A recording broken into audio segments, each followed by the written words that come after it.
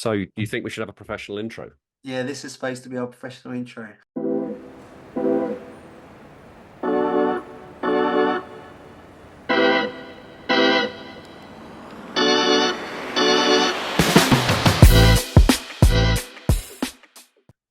So let's dump a word into the mix because we can. I and we were just listing off the subjects before here, going, we've talked about all of these things over these weeks. What else should we talk about? How about rest? I love it.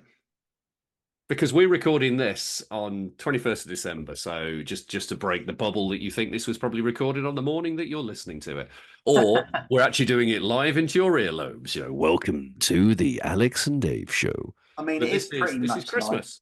Yeah. And it is pretty much live. I mean, I don't imagine us editing it to an extent. So what you're hearing is probably what it's going to sound like, unless we revisit. Go, Alex, you shouldn't have said that.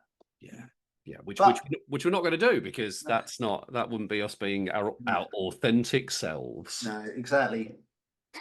So rest, yeah. Um, yeah. Well, I tell you what, I'm as we record this, I've just come back from being particularly unwell. I don't get ill very often, but when I do, I get ill. Temperature, rigor, shakes. I get grumpy. I just want to eat chips. It's just not fun. And my body basically just turned around and went, "No, you've done enough." And I know that I've had a year of working my arse off, speaking and business and coaching and traveling, and my body just went, "That's it." Because I have, and with the stand-up comedy stuff, I've neglected my to put a focus onto my rest. And for me, it's a really interesting idea that rest is something we do at the end of everything else. It's like, yeah, I've worked really hard, now I can rest, instead of actually twisting it round and going, no, that rest is probably one of the most important things. We should be purposefully resting. Well, rest is what enables us to work hard, isn't it? So is it, and I'm very much like how you probably felt recently. I'm I always preach it to everyone I work with. Rest is important, and most of the people I see, I would say, not most of the people, but a lot of the people, when they haven't got significant like adversity, trauma, conditioning, abuse, neglect, all that stuff in their history, generally feel shit about life because they are not resting. Like they're not creating time for themselves to recharge their batteries, and they're pretty much like dysregulated because their stress levels are so high from constantly being on the go that their body's like screaming at them, going, I need you to shut up, I need you to shut down, I need you to stop, I need you to rest. And eventually it gets to the point where they're like, they get sick and they go, oh, I was forced to be ill. And I know with myself, I get ulcers at the back of my throat. And actually, well, not recent thing, probably about 18 months ago, I started getting my glands in my armpits started swelling. And I noticed, and it's always when I've just been overdoing it. And our body will tell us to stop before what our minds tell us to stop. And this is why I often tell people that your mind will lie to you, but your body won't. And I think sometimes we think, and probably not that long ago, really, especially in the 80s and 90s, people always like, sleep when you die. There was always those books about you don't need as much sleep, weren't you? You can work all those hours you sleep, you can work instead and think how much more work you can do. But rest is literally, I would honestly say in my whole career that most mental health disorders are probably sleep disorders, or they're the mental health disorders. Let's forget the fact I said word disorder because that's a completely different topic because I don't like the word disorder. But That's for most, that's for series two. yeah, but like just like let's just say they're called disorders because I've said it now, but they're not really disorders. But like either like most disorders are sleep disorders, or is in the fact that their sleep is affected by the disorder, or lack of sleep of causes the disorder in the first place. And I think we don't realize this. We literally think, oh, sleep, sleep, sleep. We don't need it, but it's so so important.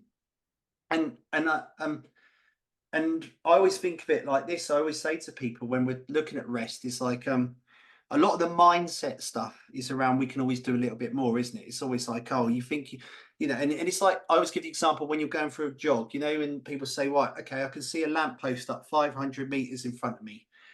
I'm going to aim for that lamppost. but actually there's a little bit further. You can think there's like a tree 100 yards further. So you think, right, actually, I'm going to push a bit further. So you get to lamppost, go, right, I'll do 100 meters more. And you're like, great, I've done that. Now that's great at a regular interval. You can do that now and then. But if you're always living your life that I could get to that lamppost, but then I'm going to do 100 meters more, you wear yourself out. And this is what I think people, and I don't necessarily think it's people's fault. We look at society now, when do people really truly disconnect from the world? Yeah. We go Yeah. to work, we're plugged into TV, we're plugged into social media. Not necessarily that any of those are inherently bad things, but we're never really detached. We're not in nature. We're not just sitting. I know this is a topic, another conversation, being present with people around us. We're just kind of always distracted and on the go. We're always active. We're not actually resting, and it's a huge issue, I think. Yeah, I would agree, and with the whole thing of success in society, and you start looking at things like neoliberalism, where success in society, if you are successful in society, it's because society has provided you with the means in order to be successful. But if you're not successful in society by their standards, then you're on your own mates or your own fault. So it's no wonder that people wake up in the morning and feel they have to hustle. I mean, Yeah. even I, we come to the end of the year now as we record this, and there's bits of me going, yeah, yeah, but I really need to carry on working through Christmas and New Year to get things done. And I know that, logically that's exactly the wrong thing to do. But then there's whole kind of that feeling of emotion and pressure of, yeah, but have you achieved all your goals this year? And you need to push harder and you're not working hard enough and you're afraid. All of those things kind of sit in the background. And that's all driven by the kind of cultural and societal and all of those pressures. And actually, the best thing I can do is just shut off and take some time. But then that's comes down to this idea of rest. It kind of leans into that. What's your definition of success, and therefore is your definition of success actually yours, or is it, like you say, a culturally defined thing? Like we see it all over social media. People, how often do we actually look at someone, and I think we should look at someone who's actually a stay-at-home mum, and I feel bad saying that because we're like conditioned to say that's a bad thing, but someone goes, actually, my goal is to just be a present mum who's there for their kids. I don't care about money. I don't care about social status. I just want to know I'm there for my kids. How often do we actually go, that's amazing? We don't. We look at the person who decides, whether it's a man, female, or whoever, what gender you assign to yourself. We go, whether I can be a solopreneur, an entrepreneur, how successful can I get a business? How much money can I earn? How big is the house that I actually have? That's what we define. And I think so many Yeah. people are actually afraid to admit that all they want, and it's, again, I say all I want, like that sounds like a negative thing. It's like just to feel content with a happy family and have a normal roof and better have a roof over their head and better pay the bills. And I actually think society now is making people sick because we're so scared to actually want that. When actually, I think for the majority of society, as we've evolved, that's all people have ever wanted. But now we live in a very hyper capitalist society where people can sell this idea of like this amazing life. We see it all the time, don't we?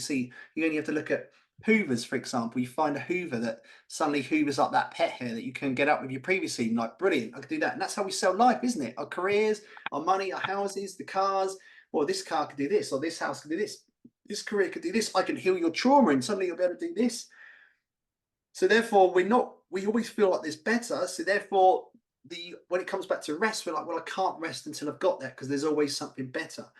When actually, when we start to get content with what we have, and I think there's something I've learned recently, Hmm. more so, and I'm not saying I'm like this perfect human, but I think actually my pursuit of success and wanting to be like a super successful like clinician and speaker and travel the world, it's actually like, actually I'm not that bothered. Like I just want to be able to help people earn enough money and be able to take time out to do things I like doing with people I enjoy doing them with. And that's, again, I feel like I'm being a bit of a knob saying that, but I've actually feel quite privileged that I'm 40 and I'm realised that because I see so many people like thinking, and you see it all the time, don't you, with successful people like celebrities. We look at them and we go, oh my God, they've got such a great life, but they just want a normal life where they can rest and be away from people. They don't get it. But we idolize them thinking, oh, I love that. You know, if I was, I don't know, the next Harry Styles, yeah, I wouldn't feel like he is because, I would want it more or something like that. And you're like, well, no, you wouldn't. You'd live that life. And okay, it may be nice to have all these screaming people at you when you're on stage singing really shit pony songs but like Harry Styles does. But it's probably shit life. It's probably a lot of it's shit. When you imagine walking around and never been able to go anywhere you wanted without someone going, ah, Yeah, but I get that that's not anyway. a impression of being scared. That's like actually a scream that I love you. But I know it's hard Oh, to sorry, I thought yeah, because normally when people see me, they run off scared. yeah. It's interesting. It reminded me of a podcast where Andy Puddicombe, the guy who invented Headspace, was being interviewed, and the interviewer turned around and said, "What was the best thing about being a monk?"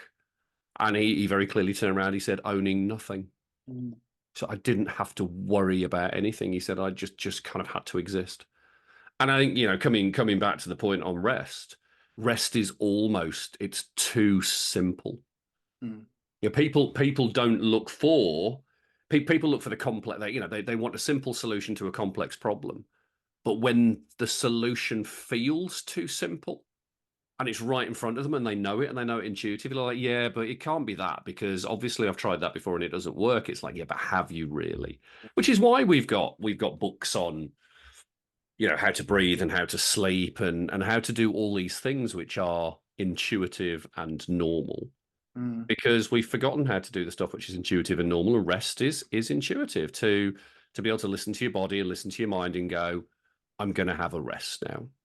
So how do you know you need rest? What tells you as someone? I mean, we all need rest, right? We're like a battery that needs charging every night. This is why we sleep and we eat, we rest, exercise, we do these things so we can recharge. But what tells you you need rest? Well, recently, what's told me I've needed rest is being unwell, with my body just going. So and here I am as somebody who works with people and gives them advice on this stuff and coaches them through it, and I still fuck it up. Mm, I think one of the, and I had an interesting conversation with a client earlier today about this. One of the interesting things for me is it's about being aware of your bodily states, being aware of how you're feeling at any given moment, and that comes back to mindfulness. It comes back to mindfulness and meditation. mm, Knowing that you've maybe got that moment where you're going, actually, I can feel a bit of a tickle in my throat, or maybe I just feel a little bit tired, or I'm coughing a little bit more, or actually I'm not as present as I could be with family or friends, or I haven't made a good choice. So there's little subtle things, mm, and it's a great phrase I was given the other day is we don't fall over the mountains, we fall over the matchsticks. But we don't spend enough time looking for the matchsticks. We don't look for mm. those smaller things. So for me, I'd love to say that I'm really good at it, but I have to almost reach that brick wall of, Yeah. mate, you need rest to remind myself that just how important rest is. And even, I'm looking at my diary for next year and going, right, just be really focused on that. And I've had some goals this year I want to focus on, and rest has become a secondary thing. So I don't have a really good answer to that other than I'm a bit shit at it, or I have been recently, but it's for me, it's always work in progress, and certain things get in the way, and it's okay for things to get into the way and in the way until it's not. Well, I think it's interesting you say about these goals and stuff because I think when it comes to rest, this idea of purpose and being driven by it gets sold that you almost have this unlimited energy to Yeah, achieve it. yeah. But I would tell you, I thought this when I first kind of delved into it myself, and I was like, right, I think I found my purpose, and I'm going to just wake up every day and I'm going to smash in. Every day I'm going to work and read and learn about this stuff. And I just realized that actually lack of rest will kill your purpose first faster than anything. And of course, you'll always hear these stories about people who worked ridiculous hours, and everyone's different. And I'm not saying it's a perfect way for everyone. Everyone is different. But I reason when I think people don't achieve their goals isn't because they lack self belief. It's because when you lack rest, that will kill your self belief. And it's because when we're tired and we're dysregulated, those more negative feelings and emotions, or not negative feelings, I hate phrasing them like that. I've said disorder and I've said negative emotions today. Two things I hate saying, but they've come out of my mouth. But anyway, like when you Maybe you need some rest. this is it, probably do. I've got 5 days off now for Christmas, but um, when we're dysregulated, and I don't think this gets mentioned enough about when we are dysregulated and knackered, we're more prone to be, because again, where the prefrontal cortex, the ability to think rationally and plan ahead and be present disappears because we're too stressed, we're knackered. Yeah. So if we're like constantly smashing our purpose or thinking we're smashing the point we get to and we think we enjoy it, eventually that will just kill it all because we're like, can't be bothered. And it's like, it's burnout. This is exactly what this and what I'm describing is burnout. And that's what happens with all. I know burnout definition wise is referred to work, but in anything in life we burn out because we run out of energy. We're like full, our foot's on the throttle constantly thinking, oh yeah, we'll be all right, but eventually you run out of petrol. Your engine starts overheating, you need servicing, you need to stop. So, and I think we just, yeah, every time I see people all the time, and I see people with massive families who have really shit situations, and they're not mentally ill, they just need more rest, but they don't have time, or they haven't figured a way to create time, even if it's the smallest little thing, to allow themselves that space to rest. And probably one of the most, and actually I'm going to say it now, of everything that we've discussed in all our things, more than purpose, more than all the other stuff, is that rest is the key. Adequate rest is the key to you growing. Our muscles grow, right? When we go to the gym, it's not lifting the muscle.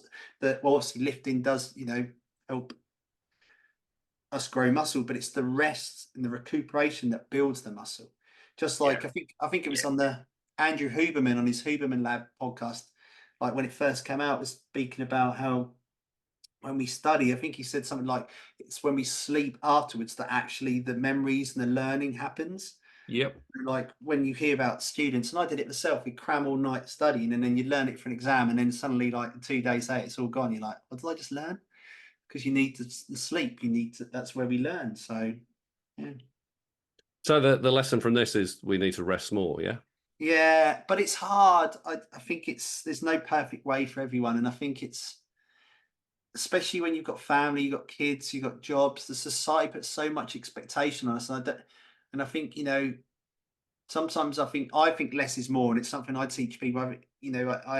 We want everything, don't we, in society? Now we want the perfect relationship, we want the perfect career, we want the perfect house, the perfect income, the perfect body, and we try and want it all at the same time, thinking that we'd be happy. I've actually learned that sometimes you just have to focus on one or two of those things and let the others slip a little bit. You can always pick them up if they become an issue, but I think to otherwise you can't do everything. I know that I can't be there for my girlfriend. I can't be.